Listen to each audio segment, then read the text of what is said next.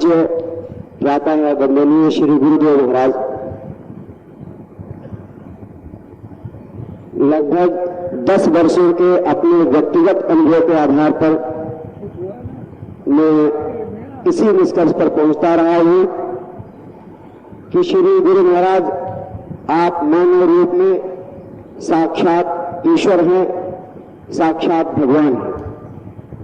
यह मेरा व्यक्तिगत अनुभव रहा है, जिसके आधार पर मेरी ऐसी धारणा बनती गई है। मैं ही नहीं, यहां पर बैठे भारी संख्या में हमारे भाई बहन इसी प्रकार का अनुभव करते रहे हैं और इसमें कोई संदेह नहीं कि हमारे परम पूज्य गुरु महाराज में विधि के विधान को भी बदल देने की ताकत है, विधि के विधान को भी बदल देने का सामर्थ्य है।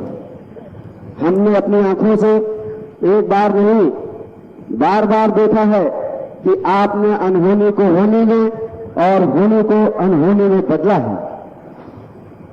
अनेकों बार मृत्यु शैया पर पड़े व्यक्तियों को जीवन दान देकर आपने जिंदा किया है। मैं ही नहीं, इस आश्रम के बहुत सारे भाई बहन इस बात के साक्षी हैं।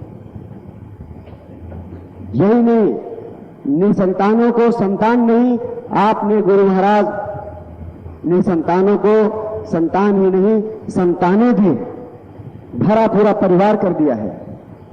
असाध्य रोगों से ग्रसित लोगों को आपने अपने आशीर्वाद मात्र से रोग मुक्त तक कर दिया है। जिसको खाने पीने का ठिकाना नहीं, गुरुदेव आपने अपने आशीर्वाद मात्र से उसे लखपति और करोड़पति तक बना दिया है।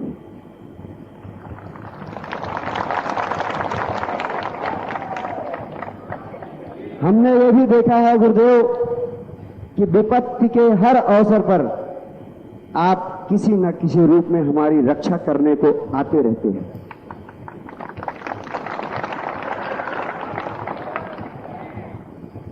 फिर भी गुरु महाराज कभी कभी, सामान्यतः तो नहीं, लेकिन कभी कभी ऐसी घटना घट जाती है कि मैं विश्वास नहीं कर पाता हूं कि आपके रहते और आपकी कृपा के रहते ऐसी घटना क्यों घट गई।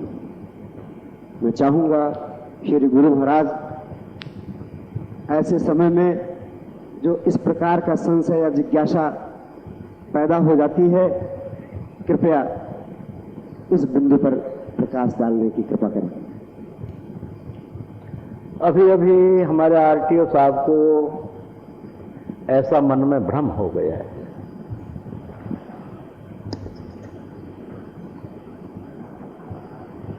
उपाध्याय जी,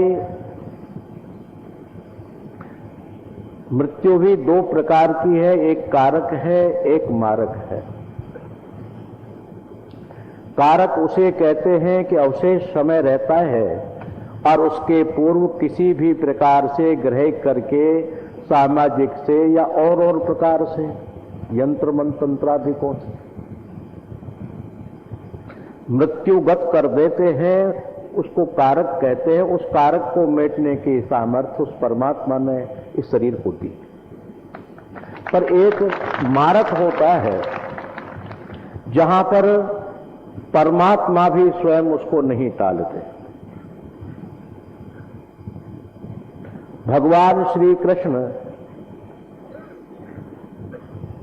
जिनके परम प्रिय अर्जुन सखा भी थे, रिश्तेदार भी थे, मामा भुआ के लड़के भी थे, भाई थे दोनों, अनेकानेक रिश्ते उनसे जुड़े हुए थे।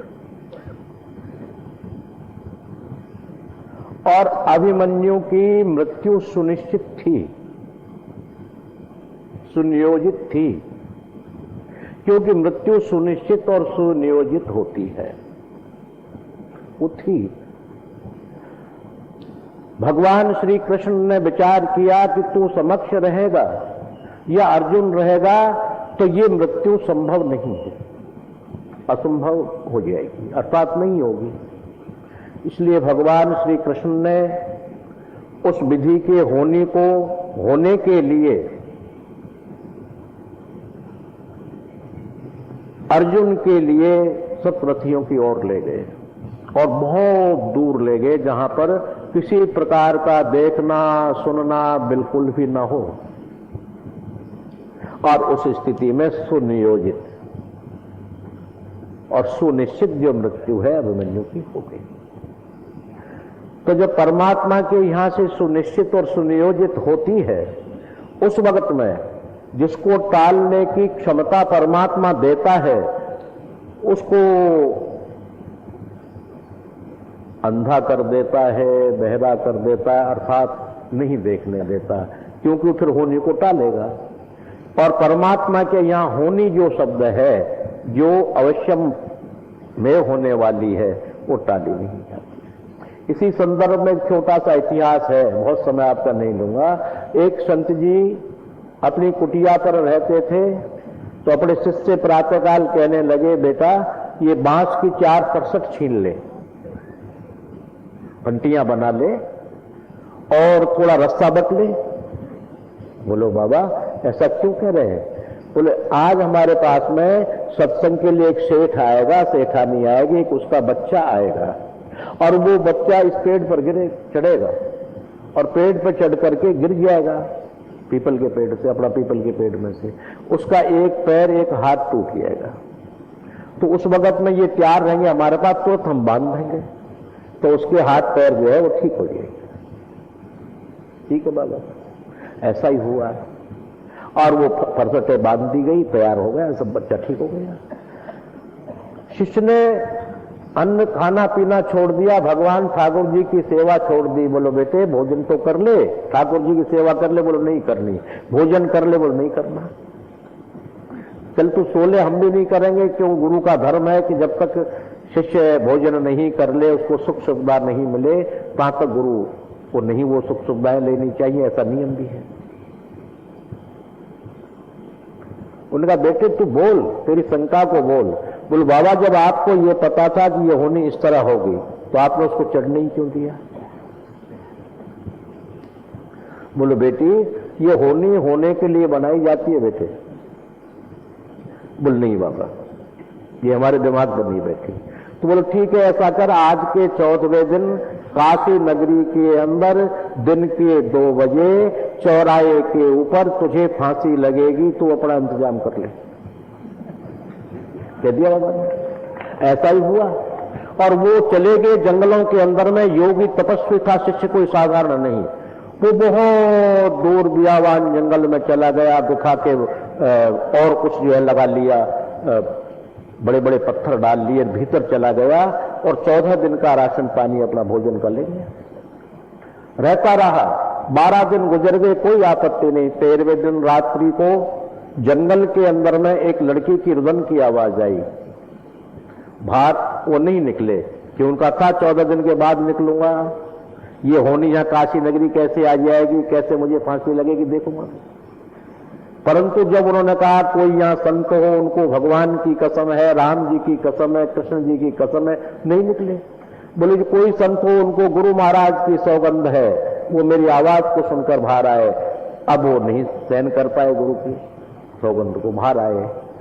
बाहर एक राजकुमारी खड़ी हुई थी। उन्होंने कहा बोलो क्या बात है? बोलो महाराज मेरे पति को शेर ने खा लिया इस जंगल में, अब मैं अकेली बियावान जंगल में हूं, मुझे सहारा चाहिए रात्रि का, और प्रातःकाल में अपना गमन कर लूं। ठीक है। कुटिया के अंदर, कुटिया तो कहां थी, गुफा थी, गुफा के अंदर में एक कोने में उनको जगह दे दी, आप अपने भीतर चले गए। बोलो महाराज अतिथि हूं मैं आपका, और अतिथि भगवान नारायण होते हैं, आपने मुझे भोजन की नहीं पूछा, मुझे भूख लगी हुई है। दोनों दिन का भोजन वो कर गई और अब कहने लगी महाराज मैं तो जो है क्या कहते हैं भूखी हूं, या तो आप मुझे जो है क्या कहते पूरा भोजन कराइए, वरना मैं आपको श्राप दूंगी और आपकी तपस्या, आपका योग सबको नष्ट कर दूंगी। उनका इस वक्त तो मेरे पास कोई भोजन की सुविधा नहीं है। बोलो कुछ भी करे। 13वां दिन हो चुका था। बोले ये मेरे घोड़े खड़े हुए हैं, रथ, इस रथ में बैठो और नजदीक शहर है वहां से सामान ला कर दो मुझे। बोले मेरे पास तो कुछ है भी नहीं बाबा जी, हूं 2 कंगन निकाल के दे दिए। बोले कंगन रखकर मुझे भोजन लिया। ठीक। वो रथ में बैठे महाराज और काशी नगरी में वो रथ चल दिया। काशी नगरी में पहुंच के प्रातः काल हुआ, दोनों कंगन जो है सुनार को दिए। उन्हें कंगन देखे मेरे हाथ के बने हुए हैं, महारानी के अभी अभी तो चोरी हुई है ये कंगन। उनका बैठिए साहब, मैं आपके लिए बहुत पैसे दूंगा और आपका जो चाहोगे सामान भी भर के दूंगा, थोड़ा ठहर जाओ। राजा के पास पहुंचे, बोले महाराज ये कंगन आपके चोर बैठा हुआ है। ठीक, बुलाओ उसको। संत को बुला लिया। बोले कि महाराज मैं तो चोरी जानता नहीं, होती कैसी है? बोला हमें पता नहीं, कंगन तुम पर मिले, इसलिए कंगन के तुम चोर हो और संत होकर तुमने चोरी की है, इसलिए आज दिन के 2 बजे नगरी के चौराहे पर फांसी लगा दी। उनने कहा कि अब स्मरण करो तुम किसका, तो मेरे को गुरु महाराज का लाभ कोई और है नहीं, अब मैं किसका स्मरण करूं? गुरु आगे और कहा कि बेटा ये तो होने के लिए बनाई, ऐसा तो होगा ही, परंतु मैं तुझे सदगति और दिव्य लोक पहुंचा देता हूं। और फांसी किसकी लगाई? कच्चे धागे की। कच्चे धागे की फांसी से वो शिष्य मर गए, क्योंकि ऐसी होनी सुनिश्चित थी। इसलिए वो सुनिश्चित जो होनी होती है वो टालने वाले के सामने भी पर्दा डाल देती है, उसको महसूस नहीं होने देती क्या हो रहा है। जैसे भगवान श्री कृष्ण दूर चले गए ताकि ये कह सके कि मुझे पता ही नहीं था। इसलिए ये सुनिश्चित जो होनी है, जिसको असलियत में होनी कहते हैं, सुनिश्चित कहते हैं, वो भगवान राम भी स्वयं नहीं टाल पाए। उनको पता था पिता का मृत्यु होना अवश्यमेव है, सुनिश्चित समय है। सीता का हरण होना भी सुनिश्चित है कि तुम पावक में करहूं निवासा, जब लग करहूं मैं निशाचर नासा। पता था, पर इतने होने के बाद भी उन्होंने मानव रुदन भी किया, सब कुछ किया, और इतना पता होने के बाद भी उसको टाल नहीं पाए। स्वयं भगवान श्री राम 10 वर्ष सहस्राणी 10 वर्ष शतानि च रामो राज्य मुपासित्वा ब्रह्मलोकम प्रयासति। स्वयं को भी जाना पड़ा, क्योंकि विधि के विधान है, उस विधि के विधान को टालना संभव नहीं है, असंभव है। और जो कृतनाम किए हुए, जिनको अकाल मृत्यु अपमृत्यु कहते हैं, उनके लिए टालने की सामर्थ्यता गुरुओं में अवश्य होती है।